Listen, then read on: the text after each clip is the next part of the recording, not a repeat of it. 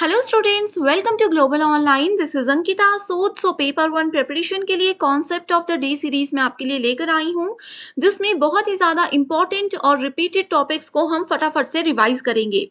आज का topic ICT unit में से है, जिसका नाम है रैम वर्सेस रोम। सो सबसे पहले एग्जाम में इनकी फुल फॉर्म्स आप लोगों से पूछी जा सकती है। RAM stands for random access memory and ROM stands for read only memory. तो ये कैसे दिखते हैं, ये इमेजेस भी मैंने आपके सामने रखी हुई है।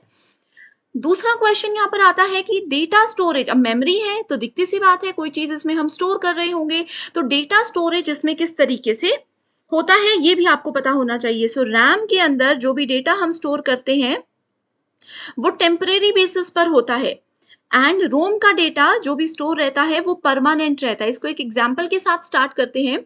अब देखो, आप लोग जब भी कोई मोबाइल खरीदते हो या लैपटॉप खरीदते हो तो बहुत सी चीजें उनमें पहले से होती हैं।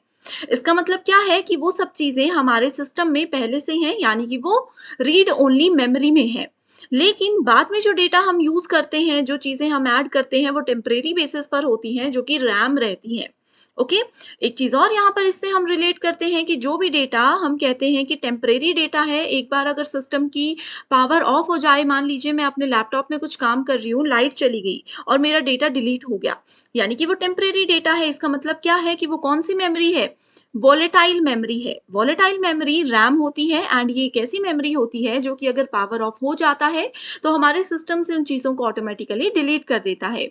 लेकिन रोम क्या होती है? नॉन वोलेटाइल मेमोरी होती है, यानी कि नॉन इरेजेबल मेमोरी होती है।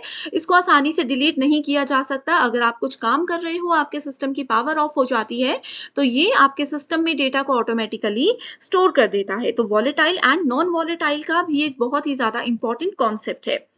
तीसरा पॉइंट जो एग्जामिनेशन में पूछा जाता है कि कौन कौन सी मेमोरीज इसमें यूज होती हैं। हम लोगों ने मेमोरीज को डिटेल में पढ़ा है। एक हमारे पास होती है कैशे मेमोरी, एक हमारे पास होती है प्राइमरी मेमोरी।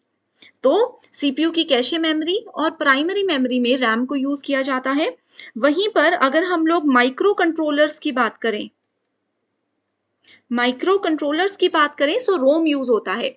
इसको डिटेल में पढ़ने की जरूरत नहीं है, बहुत डिटेल्ड कॉन्सेप्ट है ये। इसके अलावा कौन सी मेमोरी रीड होती है? अब देखो, जो हमारे पास रैम रहता है ये हमें अलाउ करता है रीड एंड राइट का ऑप्शन, यानी कि इसमें हम जो डेटा है उसको नया डेटा ऐड भी कर सकते हैं, जो पहले से डेटा है उसमें चेंजेस भी कर सकते हैं। ओके। एंड जो हमारे पास रोम होता है, रीड ओनली मेमोरी होती है, ये क्या होता है? ये सिर्फ हमें रीडिंग का अलाउ करती है। अब देखो, मोबाइल आप पहले से खरीदते हो, उसमें जो पहले से काफी सारे एप्लीकेशंस होते हैं, चीजें होती है कि आप उसमें चेंजेस कर सकते हो, नहीं कर सकते हो। इसीलिए जो मोबाइल या कंप्यूटर या कोई भी इलेक्ट्रॉनिक डिवाइस ऐसी चीजें होती हैं जिसमें हम डेटा को चेंज नहीं कर सकते, वो रोम में है। जिन चीजों को हम चेंज कर सकते हैं, अपनी जरूरत के हिसाब से बदल सकते हैं, नई चीजें उसमें ऐड कर सकते हैं, वो होती है रोम, या वो होती है रैम, यानी कि रैंडम एक्सेस मेमोरी। ये आज का बहुत इंपॉर्टेंट टॉपिक था। इसके अलावा कोई भी टॉपिक अगर आपको कंफ्यूजन वाला लगता है तो मुझे आप कमेंट करके बताइए, मैं जरूर उस पर शॉर्ट वीडियोस लेकर आऊंगी। पेपर वन कोर्सेज को जरूर ज्वाइन कीजिएगा, बहुत बेनिफिट है इसका, जरूर आपको एग्जाम क्वालिफाई करने में मदद करता है। गिवन व्हाट्सएप नंबर्स पर कांटेक्ट करके इसको ज्वाइन कर सकते हो, एंड फ्री वीडियोस के एक्सेस के लिए ग्लोबल ऑनलाइन ऐप को जरूर डाउनलोड कीजिएगा। Thank you so much everyone for watching this video, and I wish you all